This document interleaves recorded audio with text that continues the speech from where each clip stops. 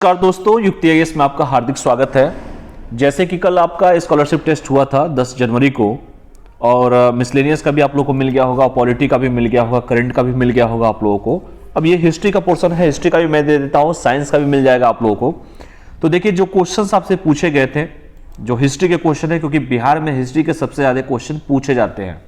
आज तक का ट्रेंड रहा है, पिछले 5-6 सालों की अगर मैं बात करूँ तो सबसे ज़्यादा अगर क्वेश्चन पूछे जाते हैं वो बिहार में हिस्ट्री के क्वेश्चन पूछे जाते हैं। मेरी बात को ध्यान से समझ लीजिए, सुन लीजिए आप लोग।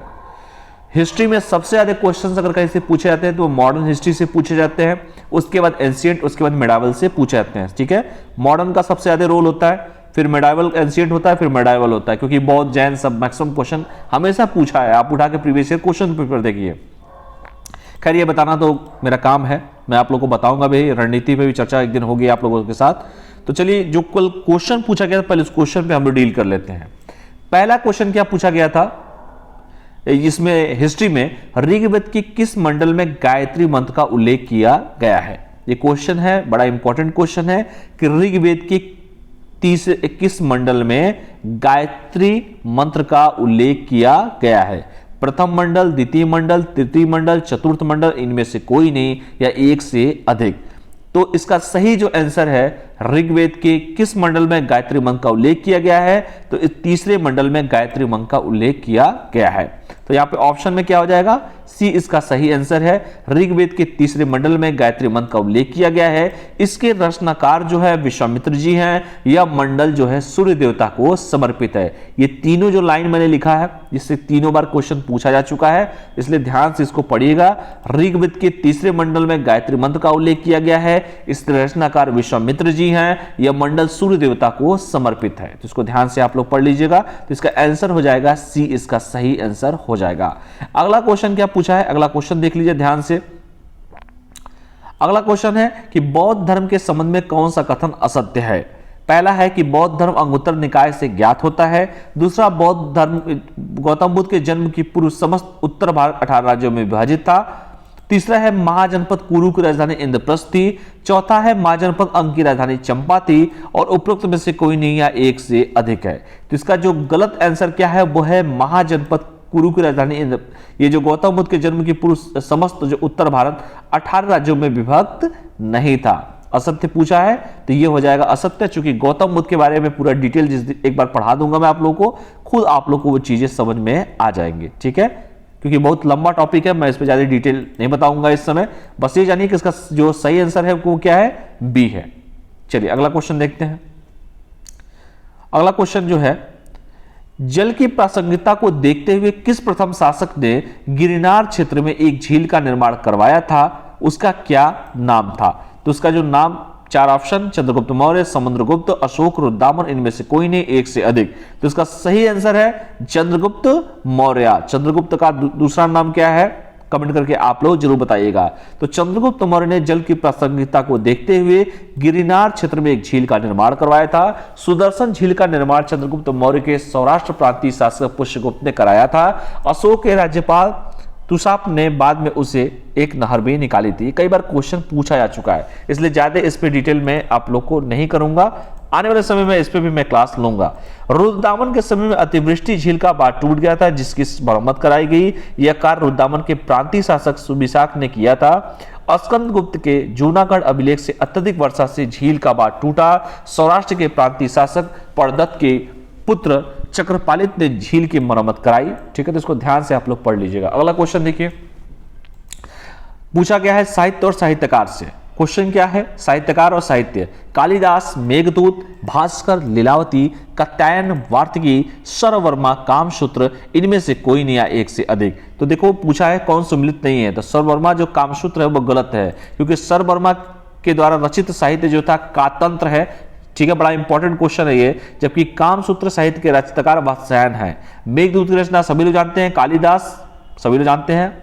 जबकि लीलावती की रचना भास्कर के द्वारा की गई थी और वार्तिका की रचना कात्यायन के द्वारा की गई थी। तो 4 क्वेश्चन देखिए, यहां से कितने क्वेश्चन यहाँ पे देखने को मिल गए। तो इसका आंसर क्या है? सम्मिलित नहीं है।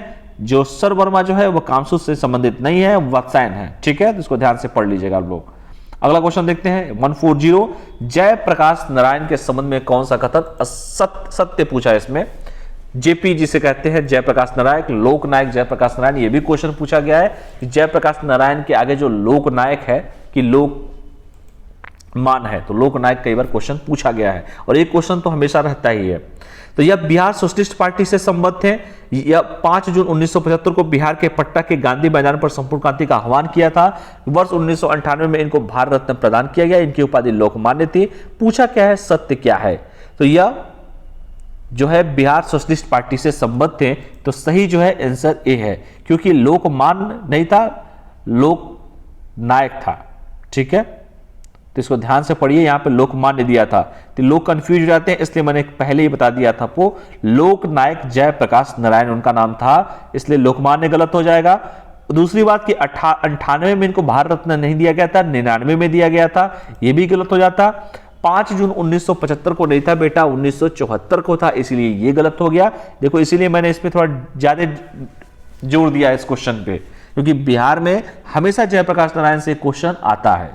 ठीक है, तो इसलिए गलत क्यों है? क्योंकि 5 जून 1974 को था, यहां पर 1999 में दिया गया था, लोक नायक उनकी उपाधि थी, इसलिए तीनों गलत। ए सही है, बिहार सोशलिस्ट पार्टी से संबद्ध है। ठीक है, चलिए अगला क्वेश्चन है 140 का हो जाएगा ए। अगला क्वेश्चन है भारतीय राष्ट्रीय कांग्रेस के संबंध में कौन सा कथन असत्य है? देखो, इसको ध्यान से पढ़ो, सत्य है कि असत्य है। असत्य पूछा, दादा भाई नौरोजी भारतीय राष्ट्रीय कांग्रेस के 2 बार अध्यक्ष बने थे। क्या यह बात सही है कि गलत है? चलिए आगे देखते हैं। बद्रुद्दीन तैयब भारतीय राष्ट्रीय कांग्रेस के प्रथम मुस्लिम अध्यक्ष थे। चलिए आगे देखते हैं। महात्मा गांधी भारतीय राष्ट्रीय कांग्रेस के बेलगांव सम्मेलन की अध्यक्षता किए थे। चलिए देखते हैं आगे। और भारतीय राष्ट्रीय कांग्रेस की प्रथम महिला अध्यक्ष जो थी श्रीमती एनी बेसेंट थी। तो इसका जो असत्य पूछा है, पहला देखो, दादा भाई नौरोजी भारतीय राष्ट्रीय कांग्रेस के 2 बार नहीं बेटा 3 बार अध्यक्ष बने थे।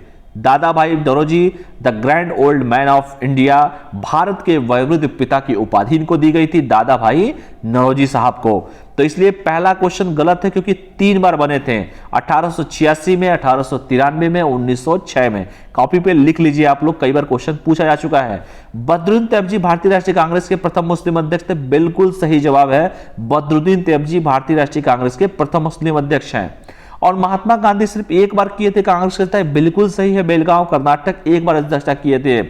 और भारतीय राष्ट्रीय कांग्रेस की प्रथम महिला अध्यक्ष श्रीमती एनी बेसेंट, बिल्कुल ये भी क्वेश्चन का आंसर सही है। ठीक है, तो इसको ध्यान से पढ़िएगा, मॉडर्न हिस्ट्री से क्वेश्चंस बहुत पूछे जाते हैं। असत्य पूछा गया था, 2 बार नहीं था, 3 बार था, इसलिए यहां मैंने हिंट कर दिया। 3 बार 86, 93, 1906 याद रखिएगा। चलिए, और इत्तेफाक देखिए 1893 में महात्मा गांधी बाहर गए थे, साउथ अफ्रीका। ठीक है, चलिए ऐसे भी याद कर सकते हैं आप लोग। कैबिनेट मिशन के संबंध में कौन सा कथन असत्य? फिर देखिए असत्य पूछा, कैबिनेट मिशन का आगमन भारत में 24 मार्च 1946 को हुआ था।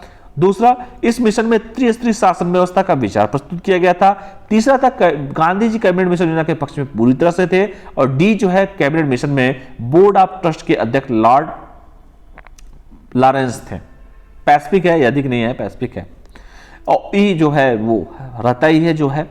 इसका सही आंसर क्या है? असत्य पूछा है, तो सही आंसर इसका हो जाएगा डी। कैबिनेट मिशन में बोर्ड ऑफ ट्रस्ट के अध्यक्ष स्टफोर्ड क्रिप्स थे। कैबिनेट मिशन का आगमन 24 मार्च 1946 को हुआ था। इस मिशन में त्रिस्तरीय शासन व्यवस्था का विचार प्रस्तुत किया और गांधी जी इसके पक्ष में पूरी तरह से थे। तो इसका क्या है? अध्यक्ष लॉर्ड लॉरेंस नहीं थे, क्रिप्स थे। ठीक है, इसलिए इसका सही आंसर हो जाएगा डी। अगला क्वेश्चन देखिए, भारतीय अधिराज्य के लिए गठित प्रमुखसत्ता संपन्न संविधान सभा के प्रथम अध्यक्ष कौन थे? कल ही पढ़ाया था, डॉक्टर राजेंद्र प्रसाद साहब। अगस्त 1947 में संविधान सभा भारतीय अधिराज्य के लिए संप्रभु संविधान सभा घोषित की गई। उसी दिन उसके अध्यक्ष डॉक्टर राजेंद्र प्रसाद बने थे। अगला क्वेश्चन देखते हैं, भारत के विभाजन के बालकल प्लान किसके दिमाग की उपस्थिति? बालकल प्लान मौलाना अब्दुल कलाम आजाद, कल ही बताया था, 40 से 45 अध्यक्ष रह चुके हैं। क्रिप्स मिशन अभी बताया, लॉर्ड माउंटबेटन जानते भी होंगे इनके बारे में, और इन्हीं के दिमाग की उपज भी थी। लाला लाजपत राय तो लाल बाल पाल सब लोग जानते होंगे। तो 24 मार्च से 6 मई 1947 के बीच भारतीय नेताओं के साथ 133 साक्षात्कारों की तीव्र श्रृंखला के बाद माउंटबेटन ने तय किया कि कैबिनेट मिशन की रूपरेखा व्यवहारिक हो चुकी है। इसलिए उन्होंने एक वैकल्पिक योजना बनाई जिसे बालकल प्लान के नाम से जाना जाता है। ठीक है बेटा, तो ये रहा आपका सही आंसर। क्या है? किसके दिमाग की उपस्थिति? लॉर्ड माउंटबेटन के दिमाग की उपस्थिति। चलिए अगला क्वेश्चन देखते हैं। अगला क्वेश्चन क्या है? तो इसका सही आंसर क्या हो जाएगा? लॉर्ड माउंटबेटन, सी इसका सही आंसर हो जाएगा। चलिए नेक्स्ट बट नॉट लिस्ट, निम्नलिखित राष्ट्रीय आंदोलन की घटनाओं का सही क्रम क्या है? ये तो बच्चा बच्चा जानना चाहिए आप लोग को। पहला क्वेश्चन है चंपारण, असहयोग, चौरी चौरा, भारत छोड़ो। देखो ध्यान से पढ़ लो। सबसे पहले गांधी जी आए, पूरे देश का भ्रमण किए, चंपारण पहुंचे, चंपारण में नील किसानों का आंदोलन था। आचार्य रामचंद्र शुक्ल जी, नाम बताइए कमेंट करके कौन थे वो। चलिए, तो चंपारण 1917, असहयोग 1920, चौरी चौरा 1922, भारत छोड़ो 1942। इसलिए इसका सही आंसर हो जाएगा ए हो जाएगा। इतना तो आप लोगों को पता होना चाहिए। शुक्ल साहब बुलाए थे। भारत के किस प्रांत में सर्वप्रथम साम्यवादी सरकार की स्थापना हुई थी? तो साम्यवादी सरकार की स्थापना किस प्रांत में हुई थी बेटा? केरल में हुई थी। केरल, उसका नाम क्या है? केरला। और कमेंट करके थोड़ा बताइएगा, केरल के वर्तमान में इस समय मुख्यमंत्री कौन है? ठीक है, केरल है, तमिलनाडु, उत्तर प्रदेश, बिहार, यूपी तो खैर यूपी नहीं देखा तो इंडिया नहीं देखा स्लोगन है, और यूपी में चुनाव भी है। कमेंट करके बताइएगा इस समय केरल के मुख्यमंत्री कौन है। चलिए अगला क्वेश्चन है। तो ये क्वेश्चन कई बार खैर इंपॉर्टेंट क्वेश्चन है, एक बार रिपीट कर देता हूं। प्रथम साम्यवादी सरकार की स्थापना हुई थी 1957 में, केरल में हुआ था। अगला क्वेश्चन देखते हैं 147 नंबर। निम्नलिखित में से किसने अपने बादशाह पति के मकबरे का निर्माण करवाया था? बताइए, अद्भुत है। तो यहां रजिया सुल्तान, रजिया, हाजी बेगम, शाह बेगम, गुलबदन बेगम, उपरोक्त में से कोई नहीं, एक से अधिक। तो इसका सही आंसर है हाजी बेगम। हाजी बेगम ने अपने पति हुमायूं के मकबरे का निर्माण दिल्ली के लाल किला के समीप दीनपना में 1564 ईस्वी में कराया था। और इस मकबरे का नक्शा जो था मीर मिर्जा गयास ने तैयार किया था। कई बार पूछा जा चुका है क्वेश्चन, आंसर हो जाएगा बी, हाजी बेगम। 148 देखिए, निम्नलिखित में से किस सुल्तान ने बेरोजगारों को, बताइए बेरोजगारी कितनी जटिल समस्या है। उत्तर प्रदेश में तो खैर युवा बहुत अच्छे से सरकार का विरोध भी कर रहे हैं बेरोजगारी के मुद्दे पर। गाना भी एक आया था, चलिए गाना नहीं गाऊंगा। चलिए, बेरोजगारों को रोजगार उपलब्ध कराया था फिरोज शाह तुगलक, मोहम्मद बिन तुगलक, अकबर और शेरशाह सूरी। तो इसका सही आंसर है एफएसटी, फिरोज शाह तुगलक। चल, इसका सही आंसर क्या हो जाएगा? एफएसटी।